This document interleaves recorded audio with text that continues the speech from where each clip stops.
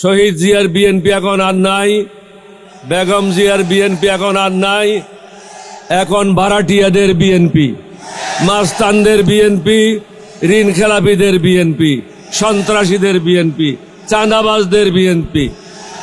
দেশের লোকেরা আপনাদেরকে প্রত্যাখ্যান করেছে, যার জন্য আপনাদের মুখে হাসি নাই। এখন থেকে হাসি বন্ধ।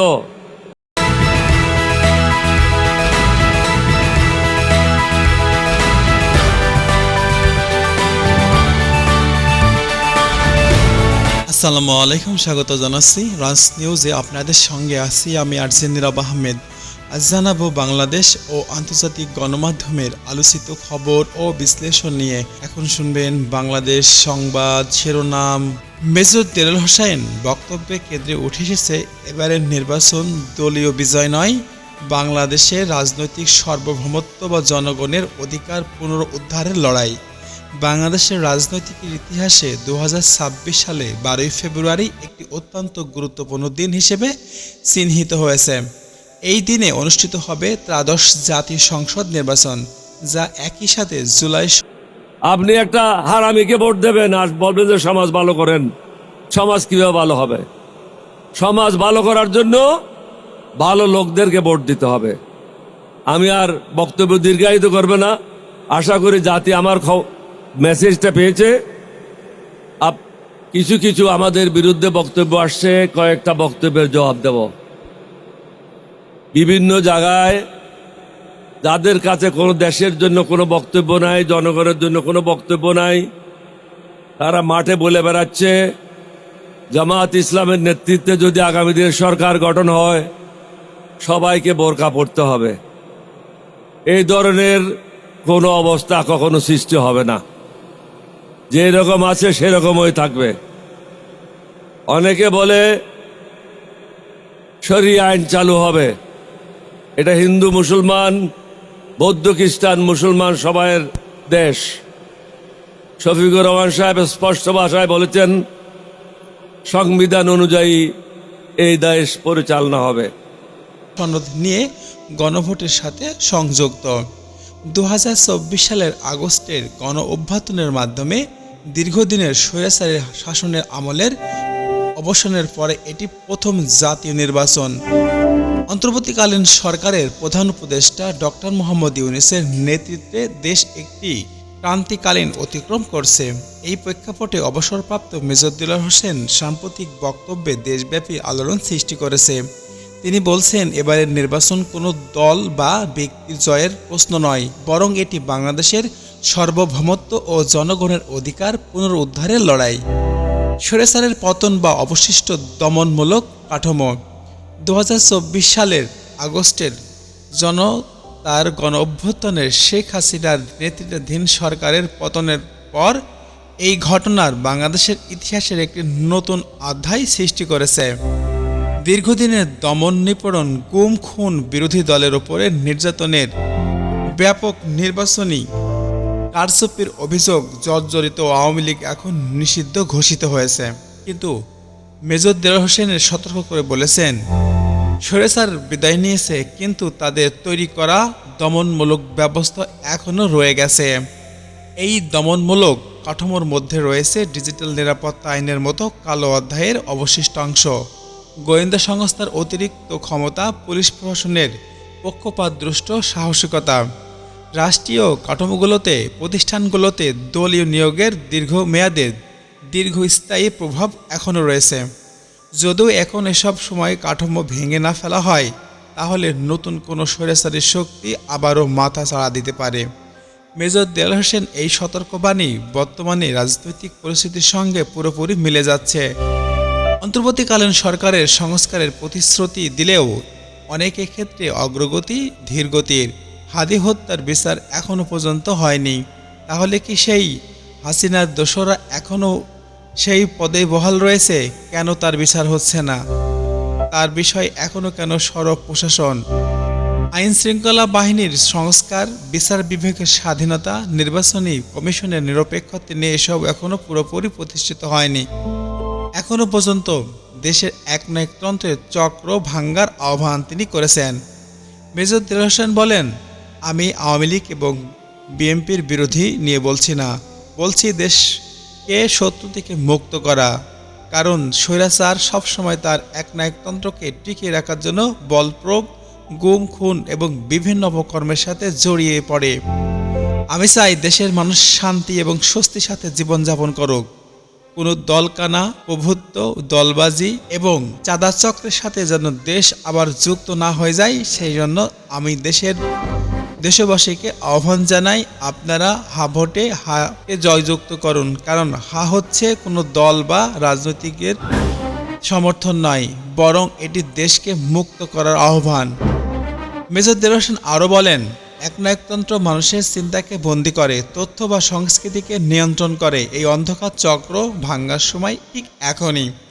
গত 15 বছরে আওয়ামী লীগের শাসনামলের গণমাধ্যমের উপর চাপ, সোশ্যাল মিডিয়াকে স্পন্সরশিপ বা দলীয়করণ এবং সংস্কৃতি একমুখী চিন্তাধারার প্রভাব ফেলেছে। বিরোধী মতামত দমন, এসবের ফলে দেশের বুদ্ধিজীবী বা তরুণ প্রজন্মের মধ্যে এক ধরনের ভয় বা আত্মসমর্পণের মনোভাব তৈরি হয়েছিল। জুলাই বিপ্লবের মাধ্যমে এই ভয় ভেঙেছে। ছাত্র জনতার রাস্তায় নেমে প্রমাণ করেছে যে জনগণই রাষ্ট্রের চূড়ান্ত শক্তি। কিন্তু এই শক্তিকে টেকসই করতে হলে প্রতিদিনের চর্চার দরকার। মেজর দেলোয়ার হোসেন এই কথাই স্বাধীনভাবে প্রকাশ করেছেন, প্রতিদিন চর্চা করতে হবে। এই অর্থ শুধু ভোটের জায়গায় নয়, প্রতিদিন সচেতন থাকা, প্রশ্ন করা, দুর্নীতির বিরুদ্ধে কথা বলা। এটা যা হয়েছে সোশ্যাল মিডিয়ায় তা ফাঁস করা। এখন সোশ্যাল মিডিয়ায় ব্যাপকভাবে প্রতিবাদ করার সরব দেখা গেছে, যেখানে প্রতিবাদী মানুষ কণ্ঠে মুক্তভাবে চিন্তা করতে পারছে। নেতাদের জবাবদিহিতা নিশ্চিত করার প্রয়োজন। দেশের প্রয়োজনে দায়িত্বশীল নেতৃত্ব। দেশের প্রয়োজনে এমন নেতৃত্ব যারা ক্ষমতার ভোগে নয়, বরং দায়িত্ব বা জবাবদিহিতার বিশ্বাস করে।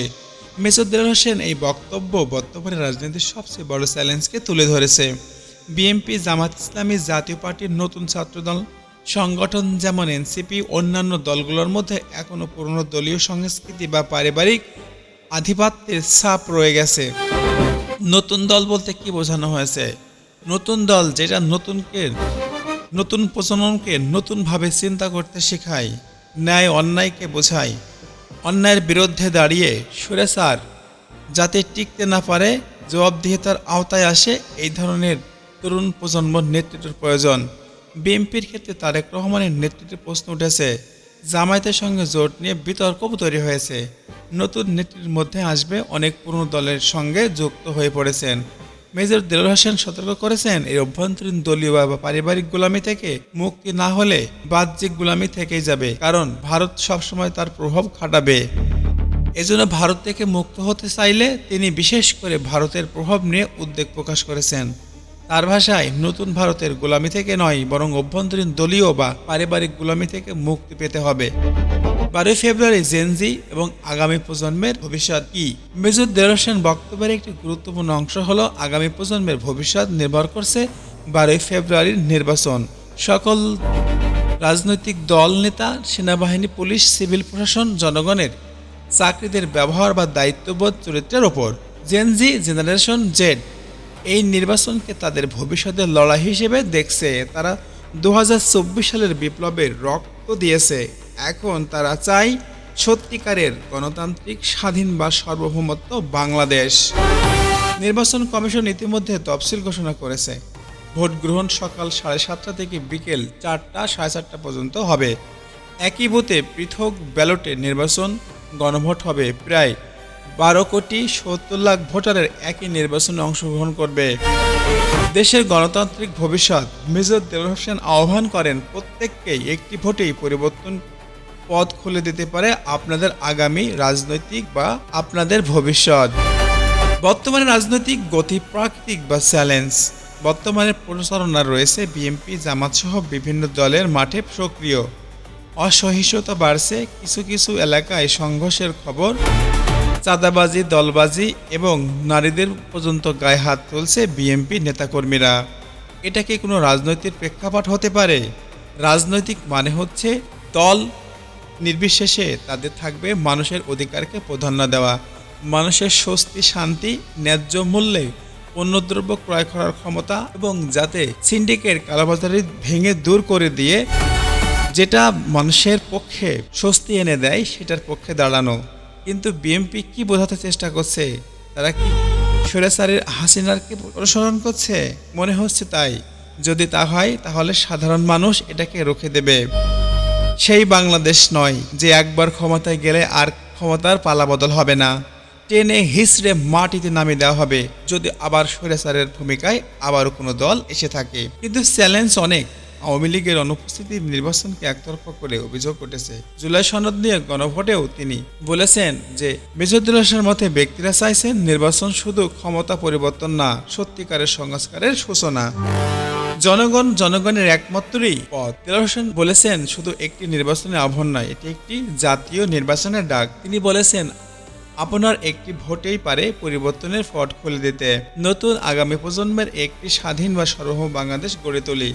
আসুন 12 ফেব্রুয়ারি শুধু ভোটের বিদায় নয়, এটি বাংলাদেশের ভবিষ্যতের নির্ধারণের দিন। জনগণ যদি সচেতন হয়, দায়িত্বশীল নেতৃত্ব বেছে নেয়, দমনমূলক কাঠামো ভেঙে ফেলে, তবেই 1971 সালের স্বাধীনতার স্বপ্ন পূর্ণ হবে। অন্যথায় ইতিহাস আবারও পুনরাবৃত্তি ঘটতে পারে। এই ছিল আজকের সংবাদ বিশ্লেষণ।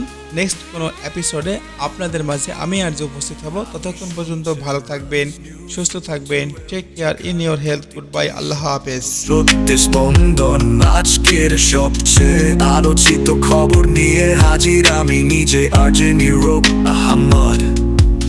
চোখ রাখুন, কণ্ঠ শুনুন, জানুন প্রতি মুহূর্তের প্রতিধ্বনি।